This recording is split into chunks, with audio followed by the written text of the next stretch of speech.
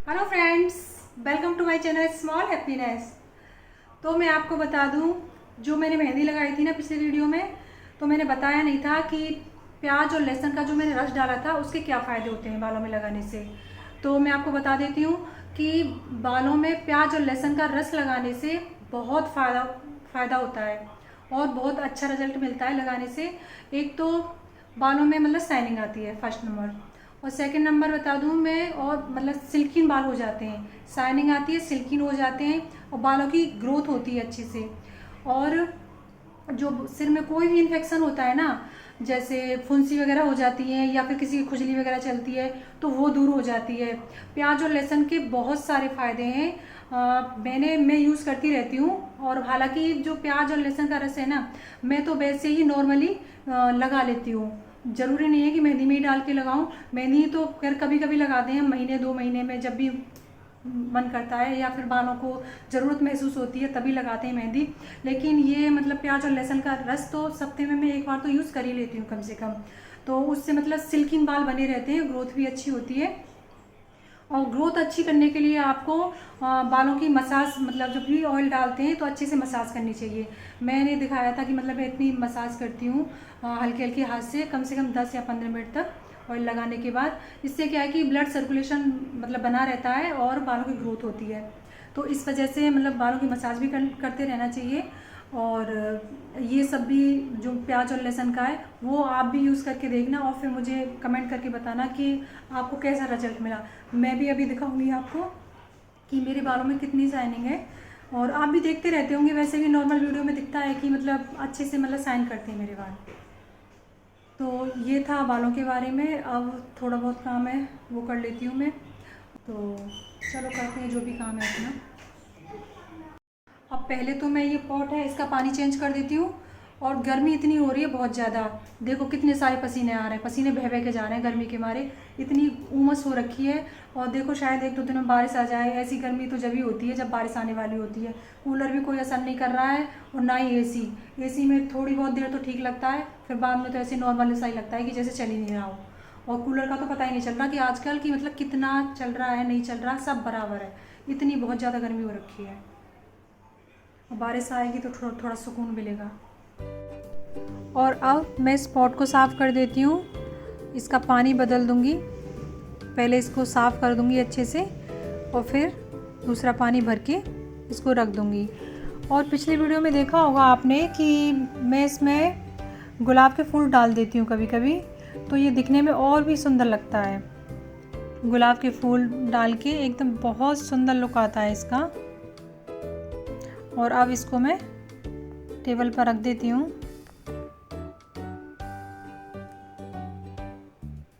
वैसे तो नॉर्मली ऐसे दिखने में भी अच्छा लगता है, पानी भर के रख दो।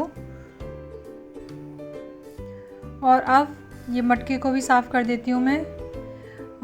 इसका पानी ख़त्म हो गया है तो इसको धो के अच्छे से और फिर इसमें पानी भर दूँगी मैं। काफ़ी हैवी है ये मटका, बहुत भारी है ये। और पानी भी काफ़ी आता है और ठंडा भी अच्छे से करता है। तो आप देख सकते हो ये जो ट्रे है इसमें पानी भर रखा है, ये मटके में से निकलता है। साइडों में क्या, उसमें जो बारीकी छेद होते हैं उनमें से निकलता रहता है, तो इस ट्रे में भर जाता है, वो नीचे ना गिरे इस वजह से मैंने ये ट्रे लगा रखी है जो कि पानी इसमें भर के।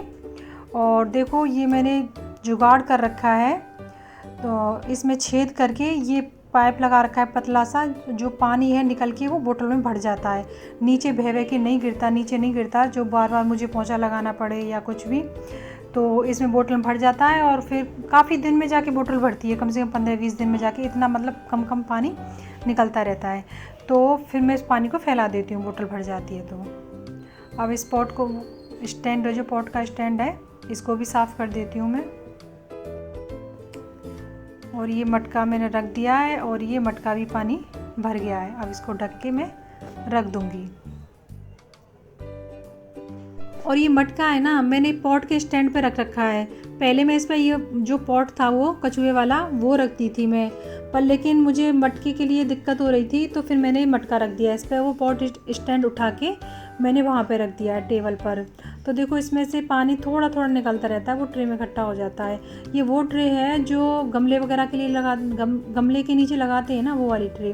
पहले मैं मटके को यहाँ स्लैब पे रखती थी, तो वो गैस की गर्मी से पानी गर्म हो जाता था, तो इस वजह से फिर मैंने ये साइड में रख दिया है। और अब मैं फ्रिज को साफ़ कर लेती हूँ। सारा सामान निकाल के पहले तो मैं बाहर रख दूँगी।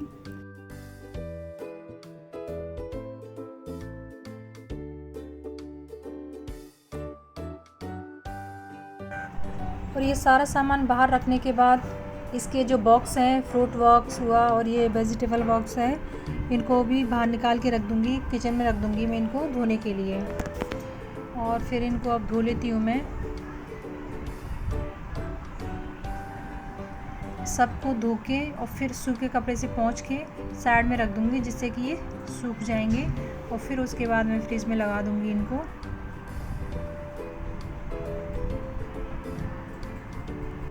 और जो ये स्लैब लगी हुई है इसकी कांच की है वो फ्रिज की, तो मुझे धोने में बहुत डर लग रहा था, कहीं ये मतलब गिर ना जाए, गिर के टूट नहीं जाए। बहुत आहिस्ते आहिस्ते धो रही थी मैं इनको सावधानी से। और फिर एक बार ये गिर के टूट भी जाए, एक तो नुकसान हो जाता है और फिर दूसरा मार्केट में मिलना भी मुश्किल होता है इन चीज़ों का।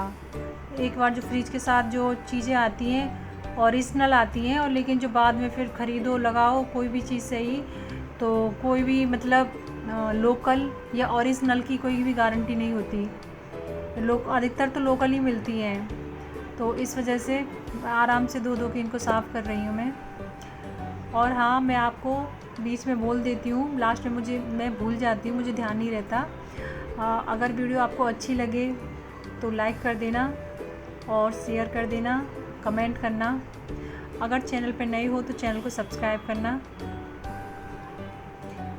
और देखिए मेरा ये फ्रिज का सारा एकदम से क्लीन हो गया है। फिर इनको पोंछ के मैं साइड में रख दूँगी अब।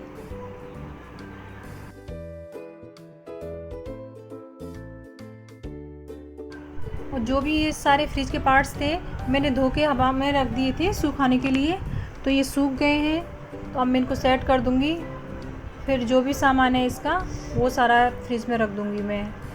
और जो मैं बता दूँ, कांच की जो स्लैब लगी हुई है ना इसमें फ्रिज में, तो कोई भी सामान रखते हैं तो इधर उधर खिसकाते हैं सामान को, तो उस स्लैब पे क्या है कि स्क्रैच आ गए हैं, क्योंकि मैंने कुछ उन पर जो सीट आती है इसमें लगाने की वो लगाई नहीं है। अब ऐसे दिख नहीं रहे कैमरे में, लेकिन स्क्रैच आ गए इन पे। तो हालांकि सीट आती है मार्केट में बिछाने के लिए इन पे, मैं पास की मार्केट में गई थी, मुझे मिली नहीं। और जो हल्की हल्की सी क्या मतलब मुझे पसंद नहीं आई, तो इस वजह से मैं लेके नहीं आई। और जो दूर मार्केट है वहाँ मेरा जाना नहीं हो पाया, और गई भी हूँ तो मेरे को ध्यान नहीं रहा कि ये लेनी भी है। अब गौर से देखा था, मैं अब साफ़ कर रही थी, कर इन पे तो काफ़ी स्क्रैच होते जा रहे हैं, तो इसलिए मेरे पास जो सीट रखी हुई थी अलमारी में बिछा रखी है मैंने, तो उसी की काट के मैंने फ्रिज के लिए बना ली है। तो अब मैं इसमें बिछा दूँगी उन्हीं को ही। तो इससे क्या है कि जो भी स्क्रैच हैं वो नहीं पड़ेंगे आगे। और फिर क्या है कि भद्दे लगते हैं, टाइम से ही किसी चीज़ की सेफ्टी कर लो तो ठीक है, बिगड़ जाने के बाद फिर उसको कवर करो तो फिर क्या फ़ायदा। तो इससे क्या है कि स्क्रैच नहीं पड़ेंगे। ये सीट बिछा दी मैंने, कोई भी सामान इधर उधर खिसकाते हैं ना तो उस वजह से पड़ जाते हैं। और ये शिमला मिर्ची और टमाटर, हरी मिर्ची, ये छोटी छोटी टोकरी है मेरे पास, और इनमें नैपकिन पेपर बिछा के मैंने रख दिए हैं। और ये बॉक्स है, इसमें मैंने नींबू मिर्ची रख दी है। और ये दूसरा बॉक्स है, इसमें मैंने खीरा, ये सारी सब्ज़ी भी धो के मैंने साइड में सुखाने के लिए रख दी थी। और ये ग्वार की फली और ये अरवी, ये थैली में रहने दूँगी, क्योंकि इतना बड़ा मेरे पास बॉक्स वगैरह कुछ था नहीं। और फिर वैसे ही रखूँगी तो थोड़ा बहुत तो गिरता ही रहता है, फिर गिरता है तो फिर ये बड़ा वाला बॉक्स है इनका, फिर ये गंदा हो जाता है। इस वजह से देखो ये कलरफुल सब्जियां सारी कितनी सुंदर लग रही हैं। और ये सारा सामान सेट कर दिया है मैंने। और इधर साइड में ये बड़ी बोतल रख दी है, और बाकी छोटी बड़ी सारी ये बोतलें सेट कर दी हैं गेट में मैंने। अब देखो बहुत अच्छा लग रहा है दिखने में। और इसी के साथ वीडियो को एंड करती हूँ। Thanks for watching.